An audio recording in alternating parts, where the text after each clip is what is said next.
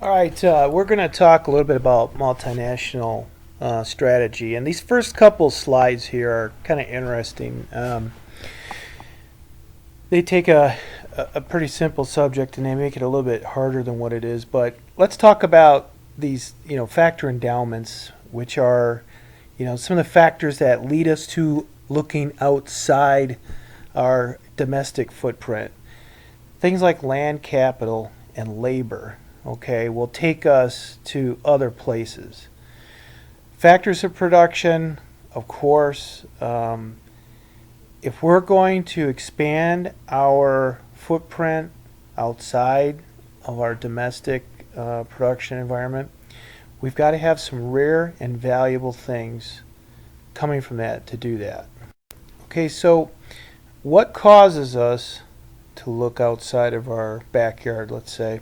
Well, our demand conditions at times will cause us to do that. And what we're talking about here is sometimes we need different standards. Sometimes we need different services or products. Sometimes we want to create different products or services that are more innovative. These are things that create a situation that may require us to look outside of our own backyard. Okay? So, what are some of the things that are affecting our competitiveness? Well, we've talked about related and unrelated strategies, okay? But let's go over it just quickly again, all right? Related and supporting industries enable a firm to manage inputs more effectively. Well, why is that? Well, because we can keep a little bit closer control over our supplier base, making it a little bit more competitive. Doing so, we reduce our manufacturing costs, we reduce our raw materials, we reduce our MRO, we can reduce our labor, okay? Working closer with suppliers, we can develop less expensively, more quickly. We have a little bit more of a one-to-one relationship rather than a third party, all right? When we do development in other industries, we can exercise more cost control at times, okay, and more product innovation. But in general, the first two here are your largest impacts that you'll see.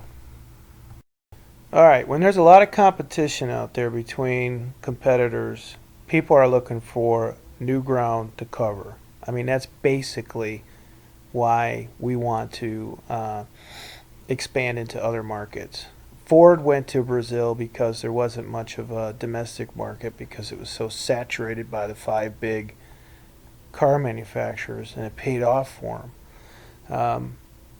When it becomes real competitive domestically, companies look for other turf to compete on.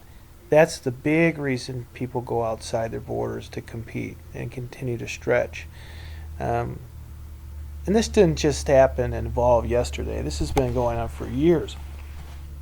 So many multinational companies are in about 60 to 90 different countries, and they've really been there since like the 50s and 60s. So multinational organizations aren't new. This has been happening for quite a while.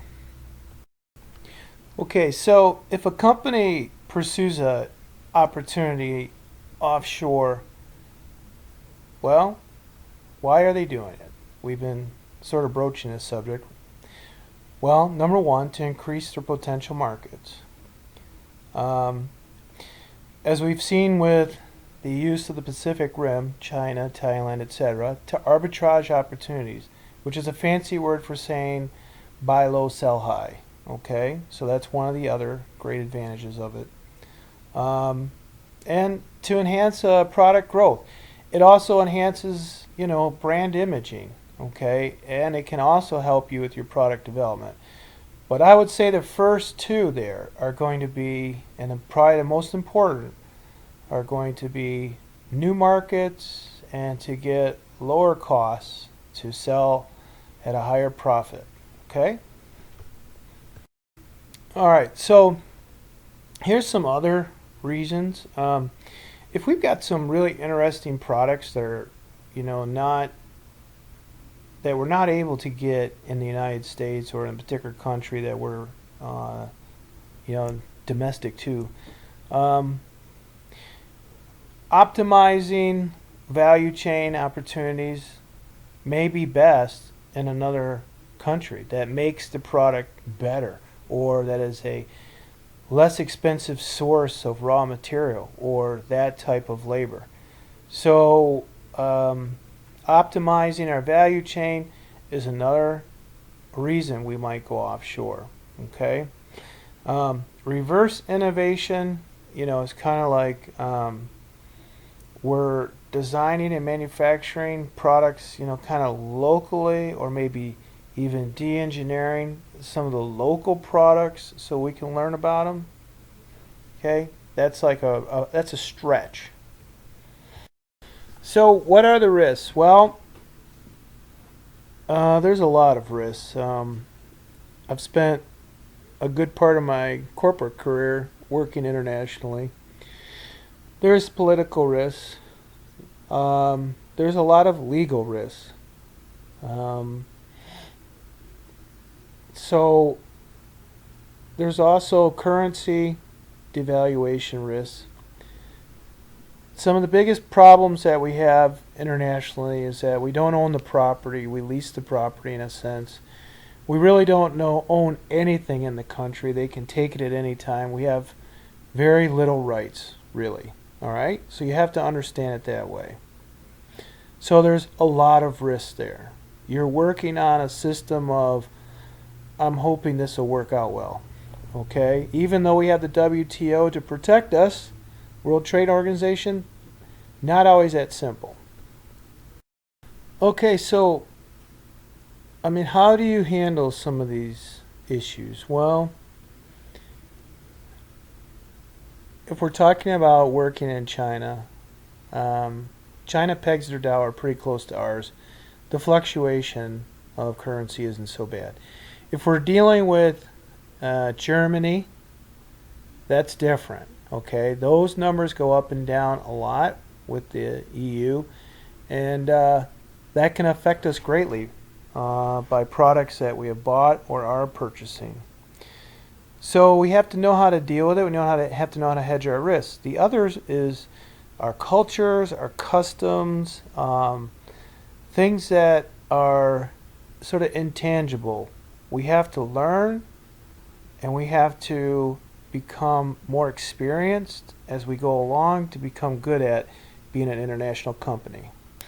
Okay, so take a look at this slide here, all right? And there's this was put together by Euromoney Country Risk. It's a website that is created to try and give you an idea of where you may want to expand to.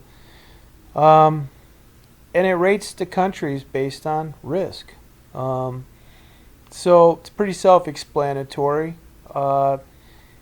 It's not politically motivated. It's pretty genuine, and gives you an idea where you want to play at and where you may not want to play at.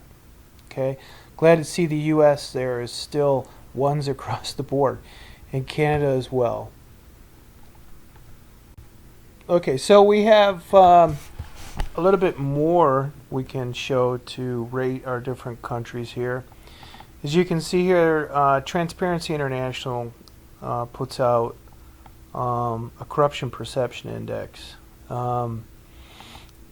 Real quickly, take a look at North Korea 8, Sudan 11, Afghanistan 12, up from 8, etc., etc. These aren't places where you want to go. I've worked in India.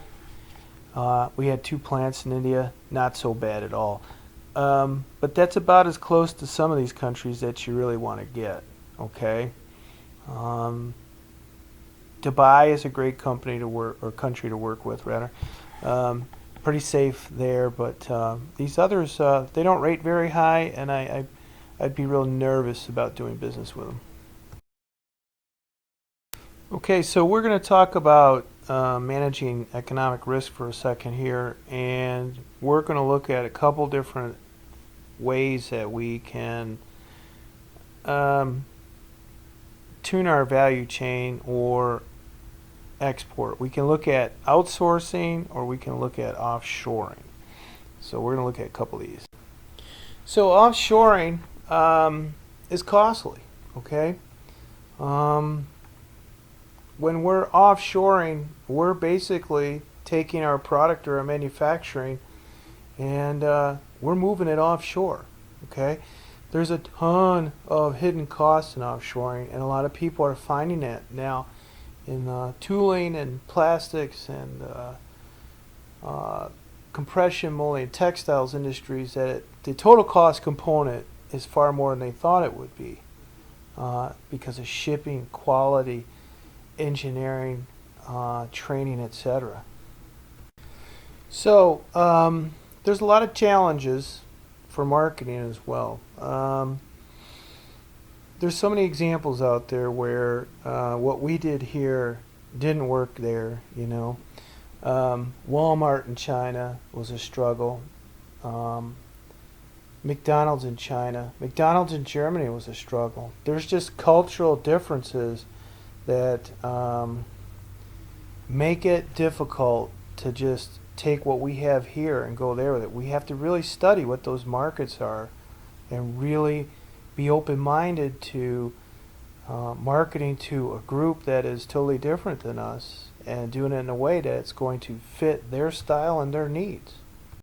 So one of the other challenges we have in different countries is, you know, human capital.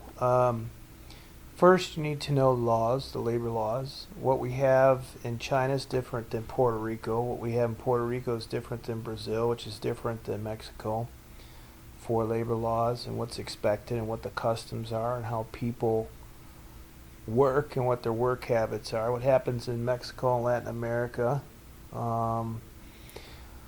is totally different than what you'd see like over in the Pacific Rim. So you need to know how to handle those differences, and then of course finding good help is the same anywhere. It's not easy. How much you're paying them is different. So you need local people to act as agents to help you do that, and that's the primary key to your success, is local people. Okay, so this slide is like kind of making me, it's just not realistic. So what the author is saying is that what you want to do in a global market is you want to standardize all products for all markets. Well, we tried that and it's impossible. Unfortunately, if you do not customize to the local environment to some degree, you're going to miss out because your competitor is going to do it and you will lose sales immediately. So you're going to always cater to the local market with your products in some form or fashion, no matter what you do. All right, but you have to do it in a way that's going to leave you still financially profitable and able to do it in a decent way. Okay, so again, what this slide is saying is, again, it does pay to do your homework. And it's interesting here. He indicates one size does not fit all. Well, that's why we can't standardize our products from market to market. It's just what we have in the U.S. as product 32B is going to be 32B U.S. You'll probably have a 32B EU, a 32B MX, Mexico, and maybe even a 32B PR, which is Pacific Rim. Does it make you have to carry more inventory? No, it's more inventory in the sense that it's local inventory, but it's designed for the local market. So you'd have that inventory anyway. So as long as you're doing it the right way, it's no more of an increase for your carrying costs, a little bit more design cost. Okay, so what is this slide showing us? Well, we're looking at 4 different types of strategy: a global strategy, a transnational strategy, international strategy, multi-domestic strategy. When there's different types of pressures pressures to lower costs, pressures for local adaptation. Let's talk about that. Lower costs, we get that. Local adaptation means we want to manufacture and market locally, okay? Well, you can have, competing and dichotomous principles here, and that's what this is actually showing you, okay? So when your pressures are to lower your costs and your pressures are low to have local adaptation, an international strategy is pretty typical. What that means is that you basically are global, but more from a homeland or more from a domestic source. If you have pressures to have local adaptation, for instance, manufacturing in Germany, so they're high, but lower your pressure, or lower your costs rather, well, then you want a multi-domestic strategy. In other words, we would have another headquarters in Europe, and we call it, this is our European headquarters. Okay, so that's kind of what we're saying here. So depending on what your strategies are, what's important to you, you would pick one of these. If costs need to be low, you're going to be in that lower row. If costs need to be low, but you need to be in country doing manufacturing, you're going to have a multi-domestic strategy. Okay? If costs don't need to be low and you need to be in country, then you're going to have a transnational strategy where you are everywhere. And who is like that in a way? Probably Starbucks a little bit. Okay? Okay, so let's open these up a little bit and unpack what they are, okay? So an international strategy, as I said, it's like a consolidated source of like everything. Usually products manufactured in country. So products, engineering, customer service in general, all right, shipping, warehousing is all done in the home country and then dispersed. It could be dispersed to local distribution centers where they have some basic customer service, but not a whole lot. That's just an international company, all right? We're international because we ship to other countries outside of our own borders. Okay, so one of the biggest limitations of an international strategy is that we really don't get to know our customers there well, or we may get to know them really well, but we aren't doing enough for them because a lot of times we're not making the product the way they want us to or would prefer us to, because we're standardizing to our domestic standards and our domestic scope. So those are some of the limitations. Some of the strengths are that obviously we can expand our market share and just run sales through the roof if it works for us.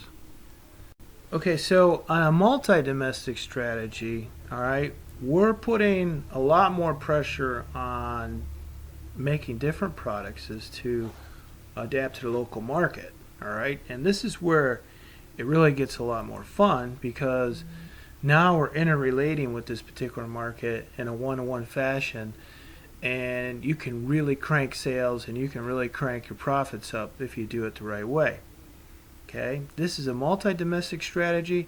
Hopefully we're either manufacturing in country or we're assembling in country these particular products that are specialized, custom to that particular market space. Alright, so the limitations I always start with first. Maybe I'm pessimistic, I don't know, but well, it costs a lot. It's expensive. You don't always have a scalar economies. It's becoming custom at first, and it's very expensive. Sometimes you're investing for the first 5 years and you're losing money. But if you're smart and you can tap in, you can make big inroads and make big money in the long run. Okay. This over-adaptation to conditions, as conditions change, the bigger problem is cost, and then if you've got a lot of competitors there, they're driving the prices down. So cost and profit are your limitations. Focus on those for me, okay? Strengths are, hey, blue sky in terms of market. You're developing products. You may end up develop products that take you further with your domestic products. You can discover additional, we'll call them focus niches, that may give you even more profits at times. So those are the primaries, okay? Thanks. Okay, all right, transnational strategy, limitations. Well, here's what happens. Once you start distribution in a particular country, they want you to start manufacturing. So some of the limitations are you're going to, whether you like it or not, start doing all kinds of extra things for them. It can be very expensive. Supposedly you get some scalar economies, but I think it's more about saving money on tariffs, saving money on shipping, working closer with your customer, being closer. Even if you're in Germany and you're working with France and you're working with Italy and you're working with Austria, you're actually pretty darn close to those people, and you can visit them and you can spend time developing product for them. But it's still expensive, and the limitations are that you're going to want to continue to do more, and you can't. The other issue here is that the strengths, in a sense, are the biggest strength is customer service, actually, and market penetration and market intelligence. Okay, these are the things that you really get from having a transnational strategy, because what you're doing is you're deploying one central hub, and then you're servicing many markets at the same time. So you get some scalar economies in the sense that you don't have all the costs in these different countries, but it's not quite as good. Okay. All right, we're wrapping up this chapter here, and it's kind of an interesting slide here. It may be unwise to rush into full-scale globalization. Well, no doubt. That's why usually what we do is we set up agents and joint ventures in countries, and we start that way. And then we progress to partnerships and sometimes mergers, or sometimes we go on our own. The two companies I was involved in, we started traditionally with agents and joint ventures, and then we eventually put our own facilities in the Pacific Rim area in particular, and then in some other countries as well. So yeah, it's an interesting process that companies take, but you've got to do it the best way that is meant for you, and it just all depends on what product and what market you're in. So as we were speaking, here are the primary four ways to get into a different market space. So, and this is pretty much the progression: exporting, licensing, and franchising.